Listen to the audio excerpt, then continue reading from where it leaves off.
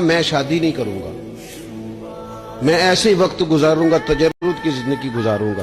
رسول پاک علیہ السلام کو جب اس بات کی خبر پہنچی تو محبوب فرمانے لگے یہ میں نے کیا سنا ہے کہ میں شادی نہیں کروں گا اور میں ہر روز روزہ رکھوں گا اور میں ساری رات ہی نفل پڑھوں گا، آرام ہی نہیں کروں گا۔ محبوب فرمانے لگے میں تم سب سے زیادہ اللہ کو جانتا ہوں اور میں تم سب سے زیادہ رب سے ڈرتا ہوں۔ حضور فرمانے لگے میں نے تو شادیاں بھی کی ہیں، میرے تو بچے بھی ہیں۔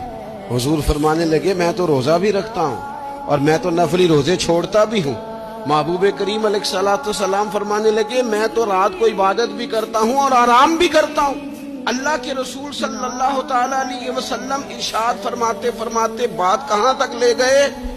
حضور فرمانے لگے اپنے یہ سارے طریقے، اپنی یہ سنت لگے سن لو بھائی، جس نے میری سنت سے منہ موڑا اس کا مجھ سے تعلق ہی کوئی نہیں۔ میرے طریقے پہ چلو، جو میں تمہارے لیے اسوہ چھوڑ کے جا رہا ہوں اس اسوے کو اپناؤ، اس طریقہ مبارکہ پر عمل کرو، اعتدال نہ چھوڑے کبھی۔